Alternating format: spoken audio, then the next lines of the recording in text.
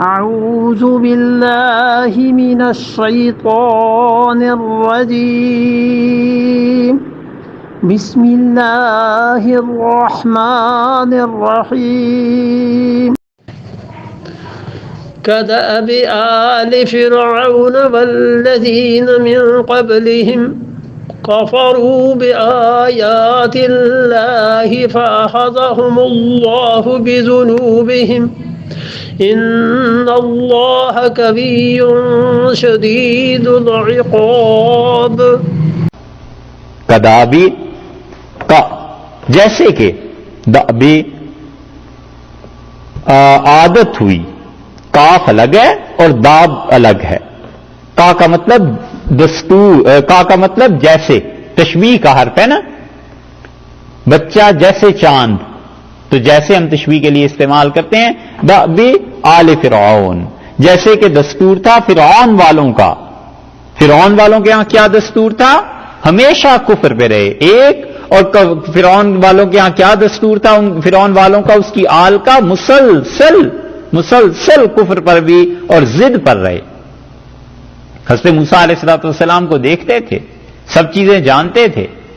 پیچھے سورہ اعراف میں آیا ہے نا کہ اللہ تعالیٰ نے فرمایا 9 چیزیں یا 10 چیزیں مسلسل ہم نے بھیجی، خون بھیجا، مینڈک ہو گئے، جوئیں ہو گئیں، یہ چیز، اس کے باوجود نہیں مانے. ان مکہ والوں کا بھی یہی حال ہے، قریش والے جو بدر میں مارے گئے ہیں. کدأب آل فرعون، جیسے کہ فرعون کے آل والے، والذین من قبلہم، اور جو ان سے پہلے تھے، کفروا بآیات اللہ، اللہ کی آیات کے ساتھ انکار کیا.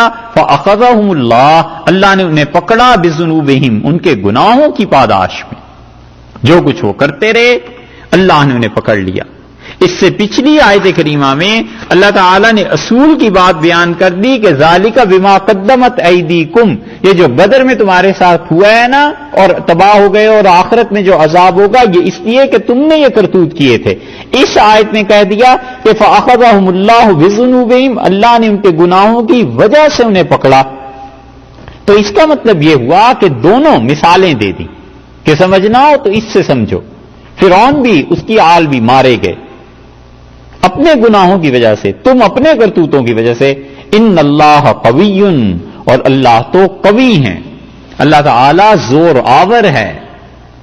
خدا کا زور، خدا کی طاقت لا منتہا ہے. شدید العقاب، اور اللہ تعالی سخت مار دینے والا ہے. جو لوگ انسانوں پر ظلم کریں اور ایمان والوں کو خدا کے گھر سے روکیں اور یہ کرتوت کریں، خدا کا عذاب بڑا سخت ہے.